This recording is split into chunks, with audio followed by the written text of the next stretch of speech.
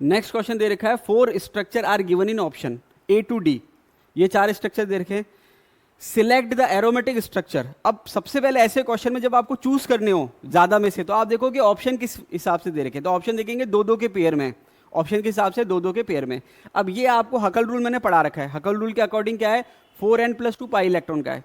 अगर आपके 4 से 4n+2 पाई इलेक्ट्रॉन फॉलो हो रहा है मतलब एरोमेटिक है, और 4n फॉलो हो रहा है मतलब एंटी एरोमेटिक है। तो यहां पर आप देखोगे 2 पाई इलेक्ट्रॉन, तो 4n प्लस में n की वैल्यू 0 रख दो। तो n की वैल्यू 0 रखोगे तो 2 पाई इलेक्ट्रॉन आ जाएगा। ये एरोमेटिक सिस्टम है, साइक्लिक होना चाहिए, ठीक है, डीलोकलाइज होना चाहिए। तो ये आप देखेंगे ये वाला जो है एरोमेटिक का एग्जांपल है, और ये 4 पाई इलेक्ट्रॉन सिस्टम है, ये आपके एंटी एरोमेटिक का एग्जांपल है। इसका मतलब ये तो ऑप्शन में होना चाहिए, वो ऑप्शन में नहीं होना चाहिए।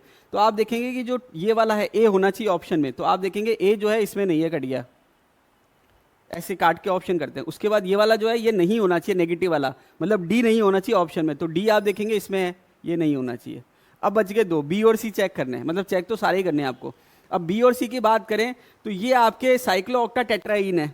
तो देखो नोट डाल के लिखवा रखा है, ये रहा, is non aromatic tub shape. मतलब ये क्या होता है, नॉन एरोमेटिक होता है, टब शेप होता है। उसने खुद ने टब शेप बना के दे रखी है, उसने क्या दे रखी है, टब शेप बना के दे रखी है। इसका मतलब क्या है, ये नॉन प्लेनर है, और नॉन प्लेनर की वजह से ये एरोमेटिक भी नहीं है और एंटी एरोमेटिक भी नहीं है। ये क्या है, नॉन एरोमेटिक है, मतलब ये बी ऑप्शन में नहीं होना चाहिए। तो ये बी नहीं होगा तो क्या हो जाएगा, ए और सी आंसर हो जाएगा। तो कहने का मतलब है अगर आप क्वेश्चन को पढ़ेंगे तो आप आसानी से सॉल्व कर सकते हैं। अब देखिए नीचे मैंने एक एग्जाम्पल दे दिया कि भाई आपके इस टाइप से क्वेश्चन पूछे जाते हैं। Which among the following is aromatic, school lecture 2018।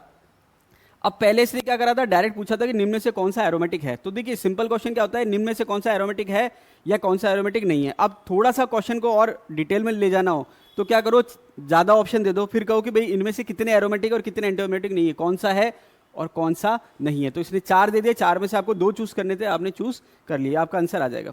Next question.